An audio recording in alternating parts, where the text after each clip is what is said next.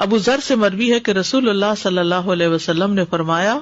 جو شخص فجر کی نماز کے بعد نماز میں تشہد میں بیٹھنے کی طرح اپنی ٹانگ کو دوہرا کیے ہوئے ہو اور کسی سے بات کیے بغیر 10 مرتبہ لا الہ الا اللہ وحدہ لا شریک لہ لہ الملک ولہ الحمد یحیی ویمیت وہو علی کل شیء قدیر پڑھے گا، اس کے لیے 10 نیکیاں لکھ دی جائیں گی، اس کے 10 گناہ معاف کر دیے جائیں گے، اس کے 10 درجات بلند کر دیے جائیں گے، اور وہ اس دن ہر برائی سے محفوظ رہے گا اور اسے شیطان کی پہنچ سے دور کر دیا جائے گا، اور اس دن اللہ کے ساتھ شرک کے علاوہ کوئی گناہ اس لائق نہیں کہ اس کو پکڑ میں مبتلا کر دے۔ لا علمی جو ہے، نا علم ہونا جو ہے کتنا نقصان دہ،